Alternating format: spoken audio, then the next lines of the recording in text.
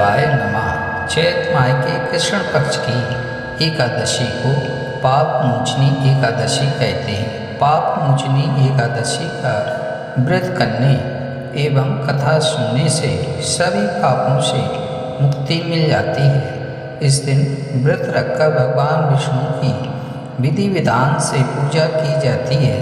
आइए जानते हैं पाप मोचनी एकादशी की पावन व्रत कथा।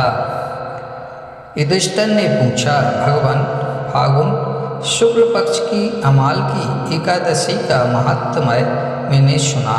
अब चैत कृष्ण पक्ष की एकादशी का क्या नाम है, यह बताने की कृपा कीजिए। भगवान श्री कृष्ण बोले, राजेंद्र सुनो, मैं इस विषय में एक पापनाशक उपाख्यान सुनाऊंगा, जिसे चक्रवर्ती नरेश मानधाता के पूछने पर महर्षि लोमेश ने कहा था। मानधाता बोले, भगवान, मैं लोगों के हित की इच्छा से यह सुनना चाहता हूँ कि चैत मास के कृष्ण पक्ष में किस नाम की एकादशी होती है, उसकी क्या विधि है तथा उससे किस फल की प्राप्ति होती है। कृपया ये सब बातें बताइए। लोमेश जी ने कहा, नृपश्रेष्ठ, पूर्व काल की बात है। अप्सराओं से सेवित चैत्र रथ नामक वन में, जहाँ गंधर्वों की कन्याएं अपने किंकरों के साथ बाजे बजाती हुई विहार करती हैं, मंजू घोषा नामक अप्सरा मुनिवर मेधावी को मोहित करने के लिए गई। वे महर्षि उसी वन में रहकर ब्रह्मचर्य का पालन करते थे। मंजू घोषा मुनि के भैंसे आश्रम से एक कोस दूर ही ठहर गई और सुंदर ढंग से वीणा बजाती हुई मधुर गीत गाने लगी।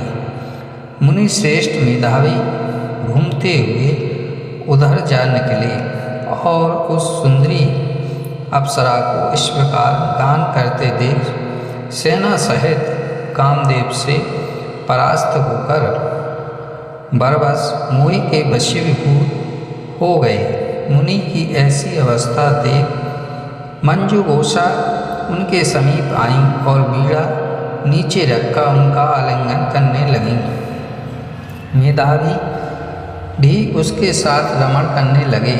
कामवश रमण करते हुए उन्हें रात और दिन का भी भाव ना रहा। इस प्रकार मुनि जनुचित सदाचार का लोप करके अप्सरा के साथ रमण करते उन्हें बहुत दिन व्यतीत हो गए। मंजू घोषा देवलोक में जाने को तैयार हुई। जाते समय उसने मुनि श्रेष्ठ मेधावी से कहा, ब्राह्मण, अब मुझे अपने देश जाने की आज्ञा दीजिए। मेधावी बोले, देवी, जब तक सवेरे की संध्या ना हो जाए तब तक मेरे ही पास ठहरो। अप्सरा ने कहा, विप्रवर, अब तक न जाने कितनी संध्या चली गई, मुझ पर कृपा करके बीते हुए समय का विचार तो कीजिए। लोमेश जी कहते हैं, राजन, अप्सरा की बात सुनकर मेधावी के नेत्र आश्चर्य से चकित हो उठे। उस समय उन्होंने बीते हुए समय का हिसाब लगाया तो मालूम हुआ कि उनके साथ रहते 57 वर्ष हो गए। उसे अपनी तपस्या का विनाश करने वाली जानकर मुनि को उस पर बड़ा क्रोध हुआ। उन्होंने साथ देते हुए कहा, पापनी, तू पिशाची हो जा। मुनि के साप से दग्ध होकर वह विनय से नतमस्तक हो बोली, विप्रवर, मेरे शाप का उद्धार कीजिए। 7 वाक्य बोलने या 7 पद साथ साथ चलने मात्र से ही सत्पुरुषों के साथ मैत्री हो जाती है। ब्राह्मण, मैंने तो आपके साथ अनेक वर्ष व्यतीत किए हैं, अतः स्वामिन, मुझ पर कृपा कीजिए। मुनि बोले, भद्रे, मेरी बात सुनो, यह साप से उद्धार करने वाली है, क्या करूं? तुमने मेरी बहुत बड़ी तपस्या नष्ट कर डाली है। चैत्र कृष्ण पक्ष में जो शुभ एकादशी आती है उसका नाम है पाप मोचनी। वह सब पापों का क्षय करने वाली है। सुंदरी, उसी का व्रत करने पर तुम्हारी पिशाचता दूर होगी। ऐसा कहकर मेधावी अपने पिता मुनिवर च्यवन के आश्रम पर गए। उन्हें आया देख च्यवन ने पूछा, बेटा यह क्या किया? तुमने तो अपने पुण्य का नाश कर डाला। मेधावी बोले, पिताजी, मैंने अप्सरा के साथ रमण करने का पातक किया। कोई ऐसा प्रायश्चित बताइए जिससे पाप का नाश हो जाए। च्यवन ने कहा, बेटा, चैत्र कृष्ण पक्ष में जो पाप मोचनी एकादशी होती है उसका व्रत करने पर पाप राशि का विनाश हो जाएगा। पिता का यह कथन सुनकर मेधाविनी ने उस व्रत का अनुष्ठान किया।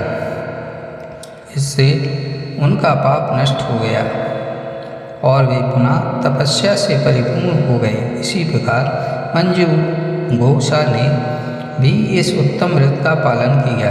पाप मोचनी का व्रत करने के कारण वह पिशाच योनि से मुक्त हुई और दिव्य रूप धारणी श्रेष्ठ अप्सरा होकर स्वर्गलोक में चली गई। राजन, जो श्रेष्ठ मनुष्य पाप मोचनी एकादशी का व्रत करते हैं उनका सारा पाप नष्ट हो जाता है। इसको पढ़ने या सुनने से शास्त्र गोदान का फल मिलता है। ब्रह्म हत्या, स्वर्ण की चोरी, सुरापान और गुरु पत्नी गमन करने वाले महापात की भी इस व्रत के करने से पाप मुक्त हो जाते हैं। यह व्रत बहुत ही पुण्यमय है। बोलिए लक्ष्मी नारायण भगवान की जय।